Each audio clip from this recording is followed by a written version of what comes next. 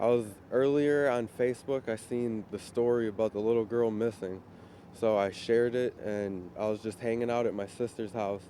And then I was getting ready to leave and I decided to come the other way just to reroute and go take a stroll and see if I could see her.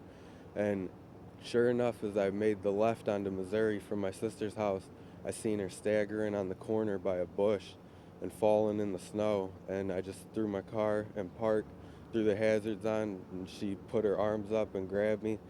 And I put her in the vehicle, and then I called the police.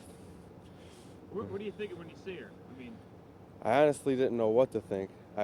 From a distance, I couldn't even tell it was her. And then as I got close to her, she was like falling in the snow.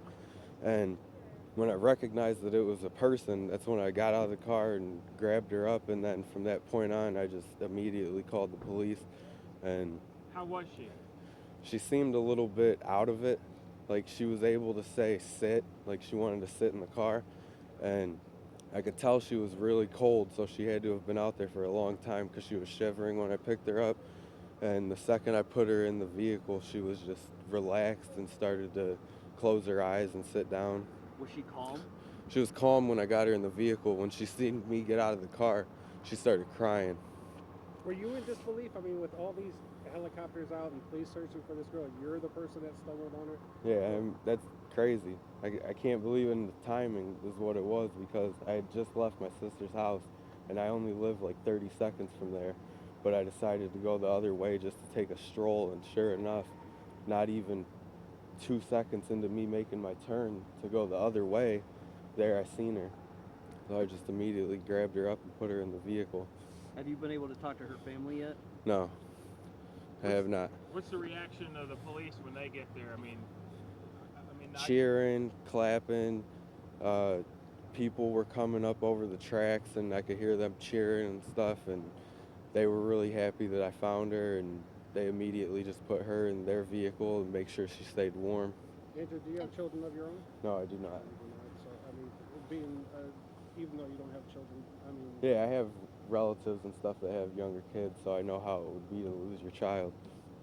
I apologize for repetitive. We're just getting here. Describe what you saw when you're... I turned onto the street, and in the distance, it looked like it could have been like an animal. But as I got closer and I seen her like staggering and falling on her hands and knees in the snow, I just got out of my car and picked her up and immediately knew that that's what everyone was looking for, and that was that. I just called the police. First things first, though, I put her in the vehicle to make sure she got warm because she was freezing. Did she say, I mean, was there any response to her? She was, like I said, she was crying when I got out of the car, and she put her hands up like she was really happy to see me and gave me a big hug. I put her in the car, and I was just sitting in the car with her waiting for police, and she was just relaxed and calm in the car because she knew she was safe. Were you talking to her? Yeah, I kept telling her I'm going to take her to mommy.